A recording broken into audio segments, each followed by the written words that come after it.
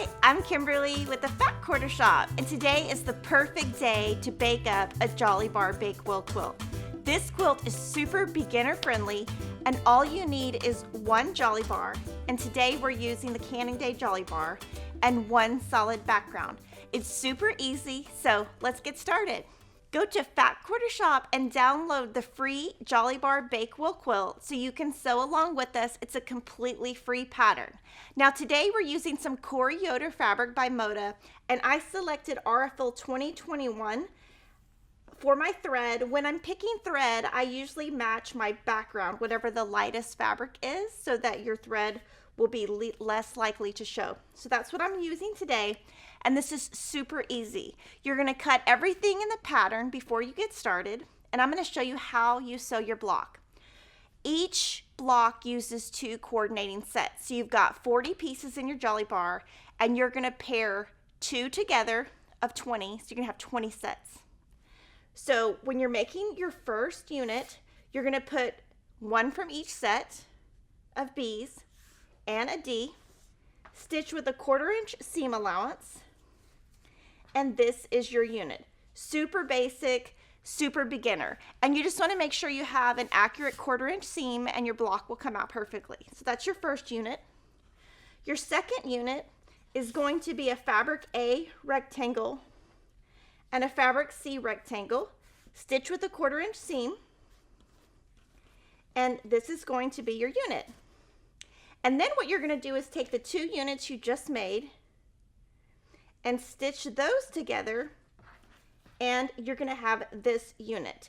You're going to make 40 total. To continue building your block, this is so easy. Just sew a fabric E rectangle to a fabric A rectangle, and it's going to look like this, and that's really almost the last unit you need to make. Then you're just going to attach that. So you're going to attach that to your previously sewn unit, and you just want to make sure that you're not stitching this way. And what you can do to remember that is that you've got 3 on top. So you're going to sew that together, and this is going to be a unit, and you will have enough to make 2 matching units, and you're going to want to put those together. And you're going to see that it kind of makes a circle. So you want to make sure you don't do this, because then you don't have a circle.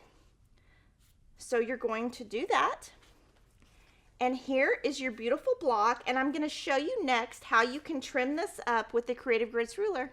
Whenever you're making a block, I like to trim my blocks up. You don't have to. It's totally optional. It's just something that I like to do so that everything goes together nicely.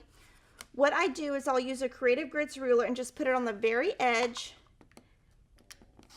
and trim, and that just gives it a really nice clean cut.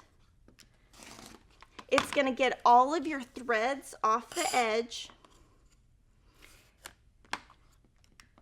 And you can see I'm really taking nothing off. I'm just getting all the little threads off and anything that's sticking out off. And there is your beautiful block. And next, I will show you assembly. Now all you have to do is assemble your quilt. You're going to place 4 blocks in a row, and you're going to make 5 rows. You'll want to pay attention to your pattern because you're going to be alternating your blocks so that you get a movement in your quilt. Super easy. Just lay out everything before you start sewing it together.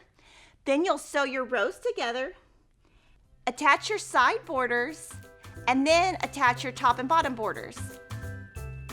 I can't wait to see all of your Jolly Bar Bakewell quilts on social media, so make sure to tag us so we can see your quilts, and I would love for you to subscribe to our YouTube channel to see more videos like this. See you next time.